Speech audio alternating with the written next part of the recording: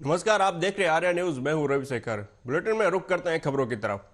रक्षा मंत्री राजनाथ सिंह सियाचिन के दौरे के लिए रवाना हो गए हैं। रक्षा मंत्री वहां दुनिया के सबसे ऊंचे युद्ध क्षेत्र में तैनात सैनिकों से बातचीत करेंगे। बताते चले कि होली के अवसर पर राजनाथ सिंह का सियाचिन जाकर सैनिकों के साथ त्योहार मनाने का कार्यक्रम था, लेकिन खराब मौसम के चलते उनका कार्यक्रम स्थगित हो गया था। उस वक्त रक्षा मंत्री लेह में ही सैनिकों के साथ होली मनाकर लौट गए थे। बता दें कि भारतीय सेना ने पिछले सप्ताह रणनीतिक रूप से महत्वपूर्ण माने जाने वाले सियाचिन ग्लेशियर पर अपनी उपस्थिति के 40 वर्ष पूरे किए थे।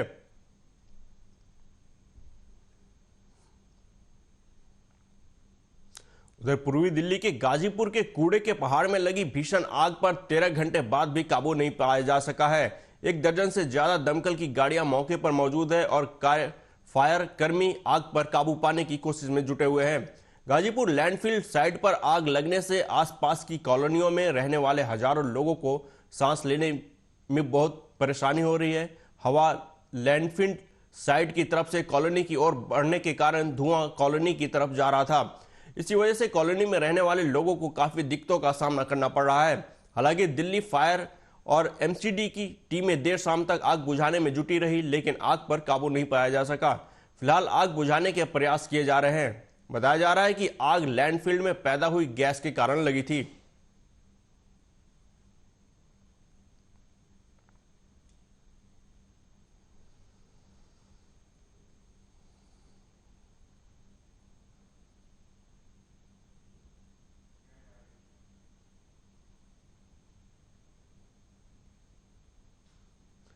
झारखंड के रांची में ईडी गठबंधन की बड़ी रैली का आयोजन किया गया। झारखंड मुक्ति मोर्चा की तरफ से प्रभात तारा मैदान में उल गुलान न्याय महारैली का आयोजन किया गया। इस रैली में दिल्ली के मुख्यमंत्री अरविंद केजरीवाल की पत्नी सुनीता केजरीवाल ने भी हिस्सा लिया। रैली को संबोधित करते हुए सुनीता केजरीवाल ने बीजेपी पर जमकर हमला बोला। उन्होंने कहा कि मेरे पति को जेल में मारने की साजिश की जा रही है, उन्हें इंसुलिन नहीं दी जा रही। सुनीता केजरीवाल ने मंच से कहा कि अरविंद केजरीवाल को खाने पर कैमरा लगाया गया है, एक एक निवाले पर नजर रखी जा रही है, उन्हें जेल में इंसुलिन नहीं दी जा रही, ये लोग उन्हें मारना चाहते हैं। सुनीता ने कहा कि जेल में भी केजरीवाल को भारत माता की चिंता है। अगर इस बार आप इंडिया गठबंधन को मौका देते हैं तो अपने देश को बहुत बहुत महान बनाएंगे।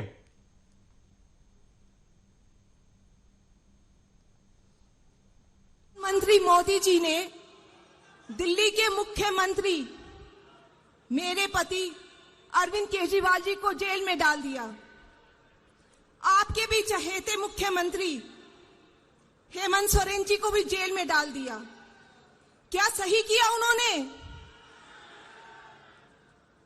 आज आप ही बताइए, इनका क्या कसूर है? हेमंत सोरेन जी का क्या कसूर है? अदालत ने उन्हें गुनाहगार नहीं ठहराया, कोई दोष साबित नहीं हुआ, फिर भी गुंडागर्दी से, छल से, कपट से उनको जेल में डाल दिया। कहते हैं जांच चल रही है। ये कैसी जांच है जहां आप बेगुनाह को बिना दोष कोई दोष साबित हुए जेल में डाल दो? ये तानाशाही है।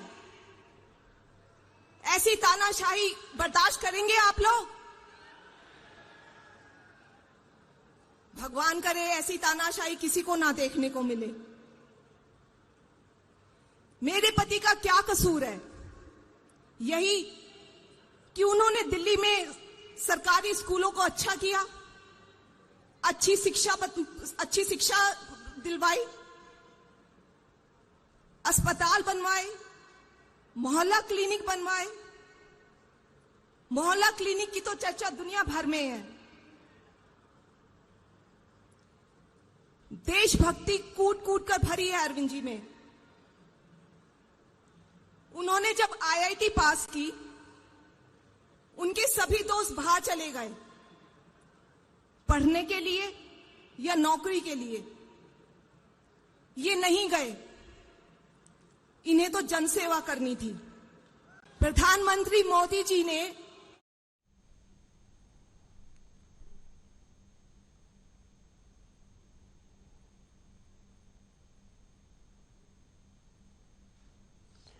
रांची में इंडिया गठबंधन में शामिल दलों की संयुक्त रैली में नेता प्रतिपक्ष तेजस्वी यादव भी शामिल हुए। सभा को संबोधित करते हुए तेजस्वी यादव ने बीजेपी पर जमकर हमला बोला। उन्होंने कहा कि मेरा गला बैठ गया है, लेकिन बीजेपी की हवा बिहार में हमने अकेले टाइट कर दी है। हेलीकॉप्टर पर हम अकेले उड़ रहे हैं और बीजेपी के 20-25 हेलीकॉप्टर उड़ा रहे हैं। तेजस्वी यादव ने कहा कि हम अपने हेलीकॉप्टर को ट्रैक्टर बना दिए हैं और बीजेपी की हवा टाइट कर दिए हैं। तेजस्वी यादव ने कहा कि बीजेपी के नेता बार बार संविधान को खत्म करने की बात कर रहे हैं। तेजस्वी ने कहा कि यह बाबा साहब अंबेडकर का लिखा हुआ संविधान है, किसी की मां के लाल में दम नहीं जो हमारे देश के संविधान को बदल सके।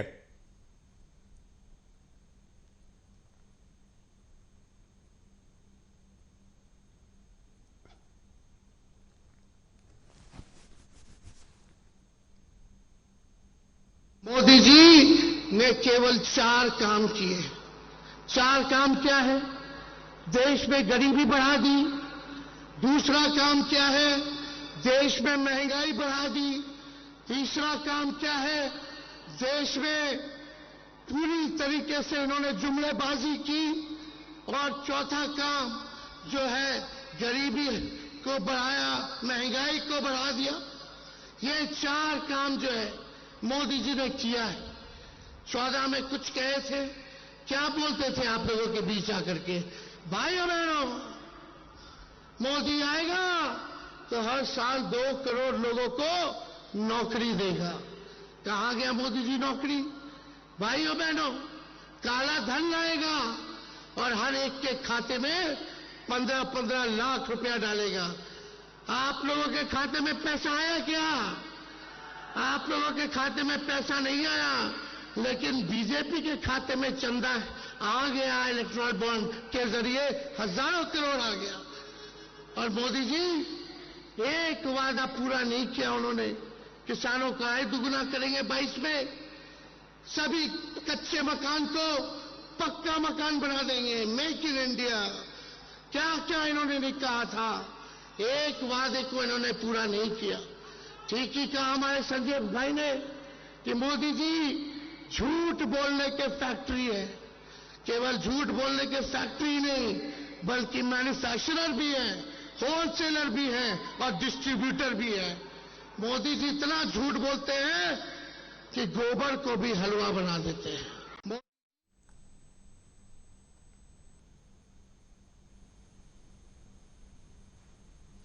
लोकसभा चुनाव के बीच विपक्षी दलों के इंडिया गठबंधन की रांची में महारैली हुई। विपक्ष ने इसे उल गुलान रैली का नाम दिया। इस रैली में विपक्षी दलों के कई नेताओं के साथ समाजवादी पार्टी के मुखिया और यूपी के पूर्व सीएम अखिलेश यादव भी पहुंचे।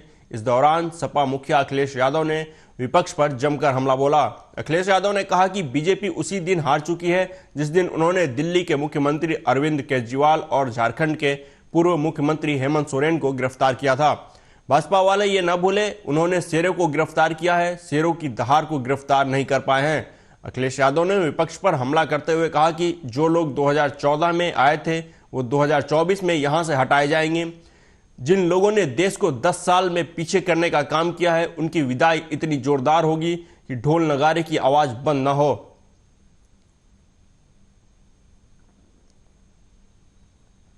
क्यों कर रहे हैं? मैं आपसे कह ना सकता हूं बहुत भरोसे के साथ, ये घबराए हुए लोग हैं, ये हारने नहीं जा रहे हैं।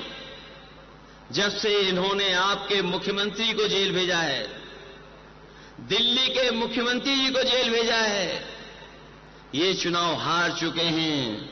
ये जो हार चुके लोग हैं वो अन्याय पर उतर आए हैं। हमने आपने देखा है कि जब मैदान में पहलवान हारने लगता है तो हर हथकंडे अपनाता है, कभी कभी नोचता है, काटता है, कभी कभी बाजी जीतने के लिए और हथकंडे अपनाता है। मैं उन्हें कहना चाहता हूं, भाजपा ये न भूले कि शेर को गिरफ्तार किया है, लेकिन उनकी दहाड़ को नहीं गिरफ्तार कर पाए हैं। और ये आज यहां से जो दहाड़ जा रही है, ये जो आवाज जा रही है, ये ऐलान कर रही है कि बदलाव का समय आ गया है। वो रांची में इंडिया गठबंधन की उल गुलान रैली के दौरान आम आदमी पार्टी के नेता और राज्यसभा सांसद संजय सिंह ने भी बीजेपी पर निशाना साधा। उन्होंने कहा कि बीजेपी संविधान में बदलाव चाहती है। संजय सिंह ने आरोप लगाया कि देश बाबा साहब के संविधान को मानता है, जबकि बीजेपी नागपुर के संविधान को मानती है। उन्होंने कहा कि प्रधानमंत्री मोदी कहते हैं कि एक भी भ्रष्टाचारी को नहीं छोड़ूंगा। वो इसलिए ऐसा कहते हैं कि वह सभी ऐसे नेताओं को बीजेपी में शामिल कर लेंगे। संजय सिंह ने कहा कि बीजेपी ने महंगाई आसमान पर पहुंचा दी, देश में बेरोजगारी दी है। साथ ही उन्होंने दावा किया कि केंद्र सरकार झारखंड की बिजली बांग्लादेश को दे रही है। संजय सिंह ने यह भी कहा कि आज केंद्र सरकार और बीजेपी ने सब कुछ गौतम अडानी को दे दिया है।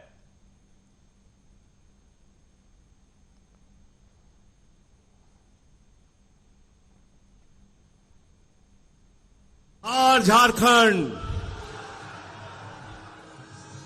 मंच पर आसीन आज के कार्यक्रम की अध्यक्षता कर रहे हिंदुस्तान के आदिवासियों के सबसे बड़े नेता, दबे कुचलों के वंचितों के सबसे बड़े नेता शिबू सोरेन जी, झारखंड के मुख्यमंत्री चंपई सोरेन जी, पंजाब के मुख्यमंत्री भगवंत मान जी, उत्तर प्रदेश के पूर्व मुख्यमंत्री अखिलेश यादव जी, जम्मू कश्मीर के पूर्व मुख्यमंत्री फारूक अब्दुल्ला जी, हमारे बीच में दो वीरांगनाएं। लोकसभा चुनाव को लेकर बीजेपी ने अपनी पूरी ताकत झोंक दी है। बिहार के सीमांचल को साधने के लिए ताबड़तोड़ रैलियां हो रही हैं। 16 अप्रैल को ही पीएम मोदी की पूर्णिया में रैली हुई। उसके बाद केंद्रीय मंत्री अमित शाह ने कटिहार में जनसभा को संबोधित किया। कटिहार के राजेंद्र सभा में अमित शाह की सभा हुई। इस दौरान अमित शाह जेडीयू प्रत्याशी दुलारचंद गोस्वामी के लिए वोट मांगते हुए नजर आए। रैली को संबोधित करते हुए केंद्रीय गृह मंत्री अमित शाह ने कहा कि आज लालू यादव और कांग्रेस पार्टी एक होकर हमारी पार्टी और नीतीश कुमार के खिलाफ चुनाव लड़ रही है। आज लालू यादव कांग्रेस के साथ बैठे हैं। मैं लालू यादव जी को कहना चाहता हूं कि इसी कांग्रेस पार्टी ने पिछड़ा समाज का विरोध किया और पिछड़ा समाज के विरोधी कांग्रेस पार्टी की गोदी में लालू यादव और उनके बेटे बैठे हुए हैं। भाजपा ने सबसे पहला ओबीसी प्रधानमंत्री, पिछड़ा वर्ग का प्रधानमंत्री, अति पिछड़ा वर्ग का प्रधानमंत्री नरेंद्र मोदी को बनाया है। मोदी जी ने इस देश में से परिवारवाद को नाबूद किया है। मोदी जी ने जातिवाद और तुष्टीकरण को भी समाप्त करने का काम नरेंद्र मोदी जी ने किया है और मोदी जी ने हर एक व्यक्ति का विकास करने का काम नरेंद्र मोदी जी ने किया। इतने सालों से एक कांग्रेस पार्टी और इनके साथी लालू जी कहते थे गरीबी हटाओ, मगर गरीबी नहीं हटती थी। एक 10 ही साल में मोदी जी ने 80 करोड़ से ज्यादा देश की जनता को प्रति माह प्रति व्यक्ति 5 किलो अनाज मुफ्त में भेजने का काम नरेंद्र मोदी जी ने किया है। 12 करोड़ से ज्यादा शौचालय बनाने का काम किया। 4 करोड़ से ज्यादा लोगों को घर देने का काम किया। 10 करोड़ से ज्यादा माताओं को उज्ज्वला का गैस का कनेक्शन देने का काम किया और 14 करोड़ से ज्यादा गरीबों को नरेंद्र मोदी जी ने नल से जल देने का काम किया है। ये 10 साल के अंदर मोदी जी ने गरीबों के जीवन में बहुत बड़ा परिवर्तन लाने का काम किया है। भाई और बहनों, आज लालू जी और कांग्रेस पार्टी एक होकर हमारी पार्टी और जदयू नीतीश जी के खिलाफ चुनाव लड़ रही है। आप लोगों को लालू राबड़ी का शासन याद है या नहीं है भाई? याद है ना? बिहार को जंगल राज में बदलकर इस लालू प्रसाद यादव ने रख दिया था। गरीब, पिछड़ा, दलित, ओबीसी सब पर अत्याचार होते थे। जब से एनडीए की सरकार आई, नीतीश बाबू मुख्यमंत्री बने, मोदी जी प्रधानमंत्री बने, सबके साथ अत्याचार होना बंद हो गया। आज लालू यादव कांग्रेस पार्टी के साथ बैठे। मैं लालू यादव जी को कहना चाहता हूं, इसी कांग्रेस पार्टी ने पिछड़ा समाज का विरोध किया। काका साहेब कालेलकर कमीशन की रिपोर्ट को दबा कर रख दिया। मंडल कमीशन की रिपोर्ट का विरोध किया और पिछड़ा समाज का विरोधी कांग्रेस पार्टी की गोदी में लालू यादव बैठे हैं, इनके बेटे भी बैठे हैं। भटियार वालों, लालू जी की लालटेन और पंजे के साथ जाएंगे तो दंगे मिलेंगे, अत्याचार मिलेगा, अन्याय मिलेगा, गरीबी और भूखमरी मिलेगी। एनडीए के साथ आएंगे, कमल के निशान और तीर के निशान के साथ आएंगे तो मोदी जी और नीतीश जी की डबल इंजन सरकार हमारे बिहार को आगे बढ़ाएगी, खुशहाली लाएगी।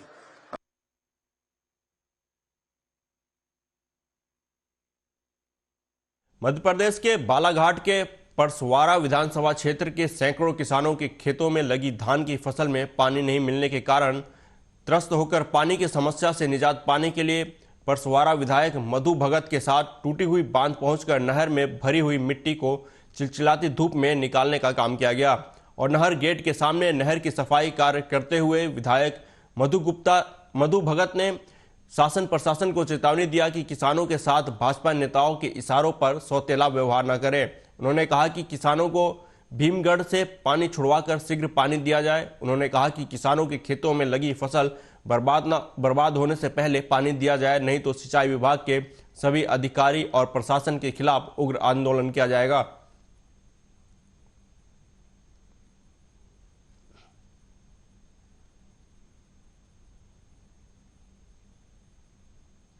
कई दिनों से पानी की मार किसान झेल रहा है जी। आज पूरा किसान पानी पानी करके परेशान हो रहा है। रबी की फसल लगी हुई है। किसान का सहारा सिर्फ एक है, वो ढूटी बांध। ढूटी बांध के सहारे नहर से जो पानी निकलता है वो किसानों तक पहुंचता है।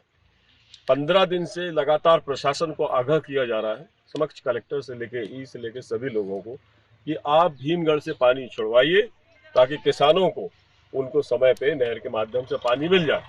मैं आज मौके पे समस्त पूरे समझ लीजिए समदापुर, ओरमा, रोसना, आमगांव, धापेवाड़ा, जरेरा सारे तरफ से किसान लोग आज एकत्रित हुए।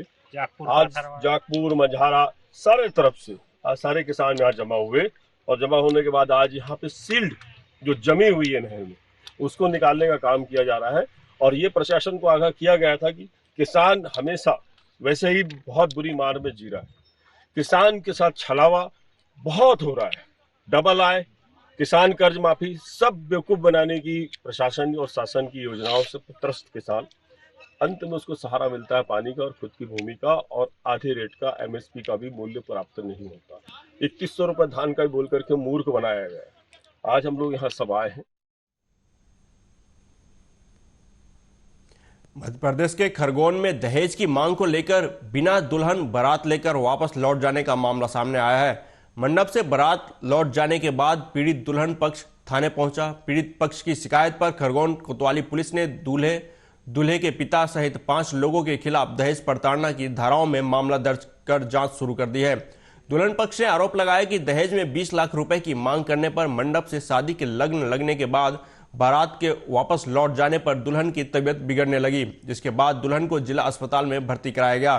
आपको बता दें कि खंडवा निवासी अनिल मंडलोई अपनी लड़की की शादी करवाने खरगोन में एक निजी गार्डन में पहुंचे थे। बीती रात खरगोन के रहने वाले दूल्हा आनंद गरासे और दुल्हन रक्षा मंडलोई की शादी समारोह चल रहा था। इस दौरान लगन के समय दूल्हा आनंद और उसके पिता कमल गरासे 20 लाख रुपए दहेज में दूल्हे की नौकरी लगाने के नाम पर मांगने लगे। इसके बाद दहेज में रुपए नहीं मिलने पर मंडप से बारात लौटकर चली गई।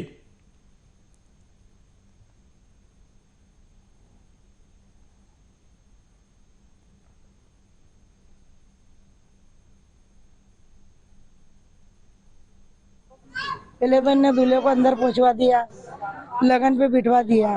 मैं तो मेरे कमरे में बैठी थी क्योंकि लड़की के लगन नहीं देखते हमारे में। अब ये माला डालने गए तो इनकी माला उनने छुड़ा को फेंक दी, माला हाथ में से निकाल को फेंक दी। मेरे को आको बताया, बच्ची ने बुलाया कि मम्मी बोले पापा के हाथ में से माला निकाल को फेंक दी उन लोग ने। मैंने क्या ठीक है, मैं जाको बात करती हूँ उनसे कि भाई क्या कारण है। मैं आई बाहर निकल को, वहाँ खड़े हुए थे वो लोग। मैं गई, मैंने भाई क्या बात है, तो वो बोले कि हम शादी तभी करेंगे कि हमको 20 लाख रुपए चाहिए। तो मैंने भैया ये बात मेरे से तुमने शादी से पहले करनी थी, अब मेरी बच्ची के तुमने लगन पे बिठा दिया, लगन लगवा ली है और एंड टाइम पे तुम लोग ऐसा क्यों कर रहे मेरे साथ। तो बोले नहीं, हमको 20 लाख रुपए चाहिए और ये शादी जो ये गार्डन वगैरह भी करवाया तो ये उनने मेरे से जोड़ देखो सब कुछ करवाया। मैं खंडवा की रहने वाली हूँ। बलराम गरासे और उनका पूरा परिवार, मेरी बहन है रेखा मंडलो, ये खंडवा से ही थी। साथ में मेरी भतीजी की भी शादी थी, 2 सामूहिक शादी थी इसके अंदर। अब इनके बीच में ये विवाद हुआ कि लड़के की जब बारात आई तो बारात के समय तो वो आए, लड़के को अंदर भेजा, बाकी पूरा परिवार बाहर रहा। हम लोगों ने निवेदन किया कि बाहर किस कारण से, तो हमको ऐसा कुछ नहीं बताया। लगन लगने के बाद मेरी बहन को बाहर बुला के बोलते हैं कि हमको 20 लाख रुपए चाहिए, लड़के की पढ़ाई कर रहा है, उसको नौकरी लगवाना है। तो उस कारण हम लोगों ने काफी समझाइश दी, बाकी माने नहीं। हम प्रशासन से ये चाहते हैं कि हमारी बहन को पूरा न्याय मिले, उसने बहुत गरीबी स्थिति से शादी की है। हाँ, इसमें कल एक महिला थाने पे हाजिर आई थी, रेखापति अनिल मंडलोई। इनकी बच्ची का विवाह तय हुआ था और कल विवाह ही था फत्तूमाली धर्मशाला में, नूतन नगर में। लेकिन लड़के पक्ष की ओर से रुपए की डिमांड की गई, करीबन 20 लाख रुपए की डिमांड की गई है। इस कारण से ये लोग देने में असमर्थ थे, तो लड़के की बारात वापस चली गई। हाँ, शादी आधी हो गई थी, आधी बाकी थी।